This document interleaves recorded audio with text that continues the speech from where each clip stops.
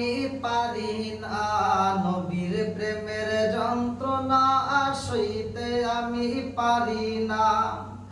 আর মনে চায় উড়িয়া যাইতাম সোনার মদিনায়, মনে চায় উড়িয়া যাইতাম সোনার মদিনায়। নবীর প্রেমের যন্ত্রণা সইতে আমি পারি না, নবীর প্রেমের যন্ত্রণা সইতে আমি পারি না। মনে চায় উড়িয়া যাইতাম সোনার মদিনায়, মনে চায় উড়িয়া যাইতাম সোনার মদিনায়। নবীর প্রেমের যন্ত্রণা সইতে আমি পারি না। আমার মুরব্বী বাবারা ভালো করে শুনানো নবীদের একটা ঘটনা, ঈসা নবীর একটা ঘটনা মুজিজা কিতাবের ভিতরে উল্লেখ করা হয় রে ভাই। ঈসা নবী তার কওমরে যখন দ্বীনের দাওয়াত দেয়, কওমবাসীদেরকে বোঝায়, কওমবাসীদেরকে দ্বীনের কথা বলা হয় দ্বীন প্রচারের জন্য। আর ঈসা নবী রে কওমের লোকেরা কয়, নবী গো আমরা মানতে পারবো না, আমরা মানতে পারবো না। আপনি আমাদের মাঝে যেই দ্বীনের কথা বলেন, এই দ্বীনের কথা আমরা মানতে পারবো না। ঈসা নবীর সাথে তারা ঠাট্টা করে, বিদ্রূপ করে, ঈসা নবীরে জাদুকর বলে, ঈসা নবীরে তারা হাস্যকর কথা বইলা ঈসা নবীরে দূরে সরাইতে চায়।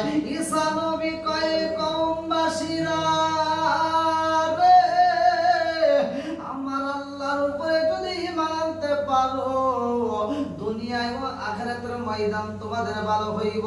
আমার আল্লাহর উপরে ঈমান আনো। এইবার কওমের লোকেরা কয় না না নবী গো, আমরা সবকিছু মানতে পারি কিন্তু আপনার কথা আমরা রাখতে পারবো না, আপনার কথা আমরা কোনোদিনও মানব না। আরে কওমবাসীদেরকে যখন বোঝানো হয়, কওমবাসীরা মানে না রে ভাই। এইবার ঈসা নবীর উপরে অত্যাচার, জুলুম, নির্যাতন শুরু কইরা দেয়।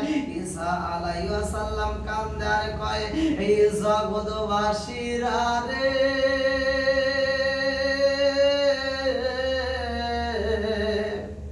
তোমরা পারবানি আমাকে আমার আল্লাহর দ্বীন প্রচারের জন্য সাহায্য করতে? এমন কেউ আসনি আমাকে সাহায্য করতে পারবানি? আর ঈসা আলাইহিস সালাম যখন সাহায্য চায়, এবার মুরব্বি বাবারা হাওরিগণ এইবার তাকে সাহায্য করার জন্য কথা দেয়, নবী গো আমরা কিছু লোক আপনারে ভালোবাসি গো নবী, আমরা কথা দিলাম আপনাকে আমরা সাহায্য করব, আপনি আপনার রবের দ্বীন প্রচার করবেন, আপনাকে আমরা সহযোগিতা করব, আপনারে সাহায্য করব। আরে আল্লামা তাফসীরে ইবনে কাসির রাহমাতুল্লাহ আলাইহি একটা ঘটনা উল্লেখ করে রে ভাই। তাফসীরে আল্লামা ইবনে কাসির রাহমাতুল্লাহ আলাইহি একটা ঘটনা ভালো করে শুনে নাও। ঈসা নবীকে আমার আল্লাহ এমন একটা মুজিজা দান করছে, প্রত্যেকটা নবীদেরকে আমার আল্লাহ মুজিজা দান করছে। ঈসা নবীর মুজিজা ছিল তিনি মৃত মানুষকে জীবিত করত। আমার মুরব্বি বাবারা, ও সোনার যুবকের দলেরা, মৃত মানুষকে জীবিত করত।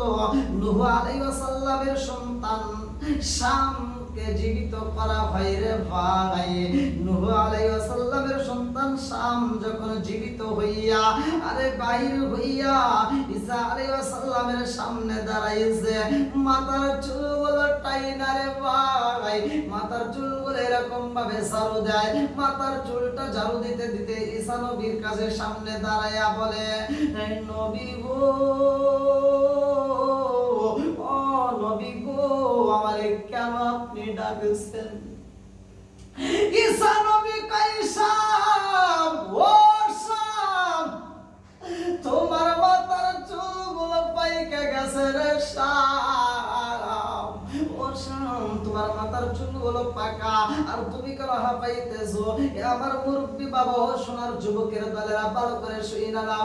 এই মুহূর্তে যদি তুমি 5 কিলো 2 কিলো রাস্তা যদি তুমি হাইটে আসো, এই 2 কিলো রাস্তা যদি তুমি দৌড়াইতে যদি এই মাহফিলের ভিতরে বইসা যাও, তাইলে তোমার ভিতরে হাঁপানি শুরু হবে, পেরেশানির ভাব লাগবে। আর যদি কোনো ব্যক্তি 2 কিলো রাস্তা হাইটে যদি দাঁড়ায়, তার ভিতরেও কষ্ট হবে, বসলেও কষ্ট হইব। আরে শাম, নূহ আলাইহিস সালামের সন্তানের শাম,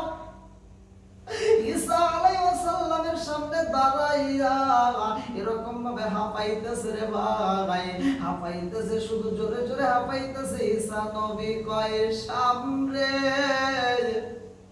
তোমার এত কষ্ট হয় কারণটা কি? এই মুহূর্তেই তো তুমি কবর থেকে উঠা দাঁড়াইছো।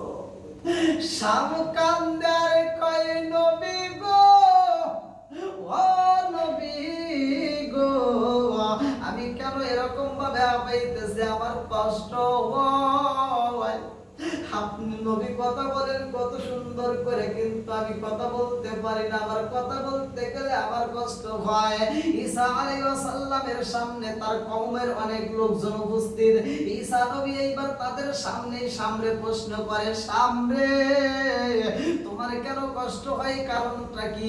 ও শাম, তোমার মাথার চুলগুলো কেন পাইকে গেছে? তুমি তো কাঁচা চুল নিয়ে কবরে গেছো। শাম কান্দারে কয় নবী গো, ও নবী গো, আমার চুলটা সাদা ছিল না গো নবী, আমার চুল ছিল কালো। অথচ আজকে আমার চুলগুলো সাদা, কারণ জানেননি? ঈসা আলাইহিস সালাম বলে কারণটা কি? ও শাম, তোমার মাথার সবগুলো চুল পাইকা সাদা হয়ে গেছে রে। শাম কান্দার কয় নবী গো, আমার মাথার চুলগুলো পাইকে গেছে একটা মাত্র কারণ, আমি কিয়ামতের দিনের কথা আমি স্মরণ করে আখিরাতের ময়দানে কে চিন্তা করে গো নবী, আমার মাথার চুলগুলো পেকে গেছে, আমি আখিরাতের চিন্তা করে আমার মাথার চুলগুলো পাইকে গেছে গো নবী, আমার চুলগুলো আর কাঁচা নাই, কালো নাই, সব চুলগুলো আমার পেকে গেছে। আরে ঈসা নবী কয় সামরে, ও শাম, আখিরাতের চিন্তা করে তোমার মাথার চুলগুলো পাইকে গেছে, কিয়ামতের কথা স্মরণ করে।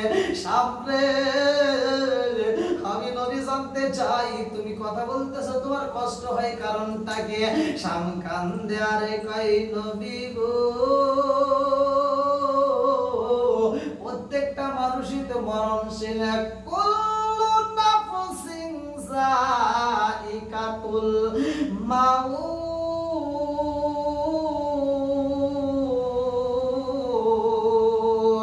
মানুষের তো মরণশীল, প্রত্যেকটা মানুষের তো মৃত্যুবরণ করবে, মরণ নামক ফল আমার আল্লাহ তৈরি করছে, সবারই খাইতে হইব।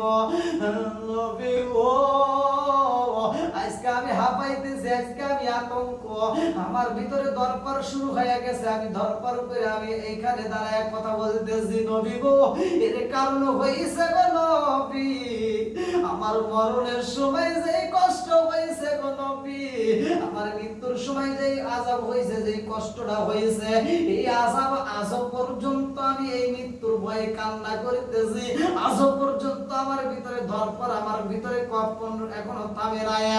আর ঈসা আলাইহিস সালাম কয় সামরে, ও শাম, তুমি কি আবার দুনিয়াতে আসতে চাও? সামরে, এই দুনিয়াতে এসে আবার তুমি আল্লাহর ইবাদত করো? এইবার শাম কান্দারে কয় নবী গো, আমি জানতে চাই গো নবী, আমি জানতে চাই এই দুনিয়ার বুকে আমি যদি আবার দুনিয়ার বুকে আসি, আমাকে যদি দুনিয়ার বুকে আনা ভাই, দুনিয়ার বুকে যদি আমি চলাফেরা করি, আবার যদি আমি আল্লাহর ইবাদতে লিপ্ত হয়ে যাই, আমার জানতে বড় ইচ্ছা হয় গো নবী, ও নবী গো, আবার কি আমার মৃত্যু হইবনি? আরে ঈসা আলাইহিস সালাম কয় সামরে, দুনিয়ার বুকে আসলে তো আবার মৃত্যু হইব। এইবার ঈসা নবীর দিকে তাকাইয়া শাম কান্দার কই নবী গো, আমি একবার মরণের কথা স্মরণ কইরা আজ পর্যন্ত মৃত্যুর ভয় ছাড়তে পারি নাই, এখন পর্যন্ত আমি দরবার করতেছি, কান্না করি।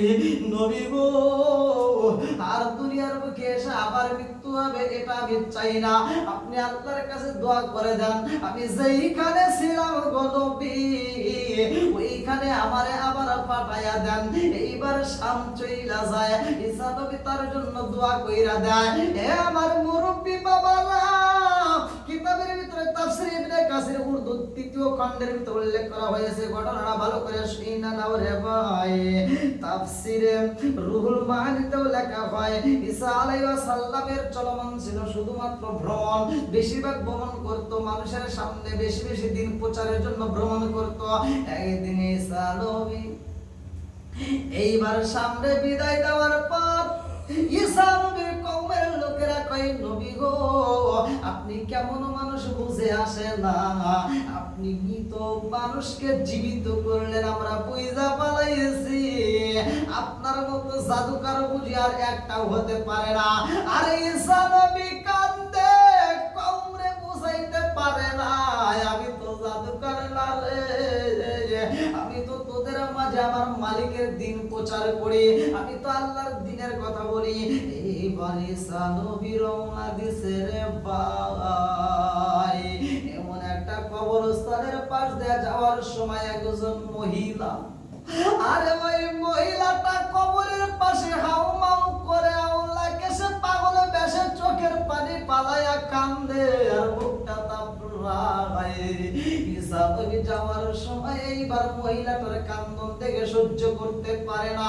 এইবার ঈসা আলাইহিস সালাম কয়, মা গো ও মা, তুমি কবরস্থানের পাশে কেন তুমি চোখের পানি ফেলায় কান্দো, কারণটা কি? আরে মহিলাটা নবীর দিকে তাকায় কান্দে আর কয়, ও নবী গো আমি কেন কান্দি গো নবী, আমি কেন কান্দি আপনাকে তো আমি বুঝাইতে পারবো না। ঈসা আলাইহিস সালাম কয়, মারে তুমি এমন ভাবে চোখের পানি ফেলাও, তোমার কান্দন দেখে তো আমি সহ্য করতে পারি না, আমি জানতে চাই তুমি কেন কান্দো। আরে মহিলাটা কান্দার কয়, নবী গো আমার মতো হতভাগা, আমার মতো কপাল পুরা বুঝি জগতে আর কেউই নাই, আমার মতো দুঃখী বুঝি জগতে আর কেউই নাই, আমি কেন কান্দি গো নবী। এই কথা আপনাকে বলে আমার কোনো লাভ হইব না, কারণ আমার ভিতরে যেই কষ্ট রয়ে গেছে গো নবী, এই সমাধান পৃথিবীর বুকে কোনো মানুষ করতে পারবে না। ঈসা আলাইহিস সালাম কান্দার কয়, মা গো ও মা, কেন তুমি চোখের পানি ফেলাইয়া কান্দো, কারণটা কি? কি ঘটনা ঘটে গেছে কবরস্থানের পাশে কেন কান্দো? ও মা তুমি তো বাড়ির মধ্যে বসে কাঁদতে পারো রে মা, তুমি তো ঘরের ভিতরে কাঁদতে পারো, তুমি কেন কবরস্থানে এসে কান্দো চোখের পানি ফেলায়, কারণটা কি? এই মহিলাটা কান্দার কয়, নবী গো ও নবী আমি কবরস্থানের সামনে কেন কান্দি জানেননি? আমি যেই কবরের পাশে বইসা বইসা কান্দি গো নবী, এই কবরের ভিতরে কে আছে জানেননি? কে আছে? ঈসা আলাইহিস সালাম কয়, মা গো এই কবরের ভিতরে কে আছে? এই মহিলাটা কান্দার কয়, নবী গো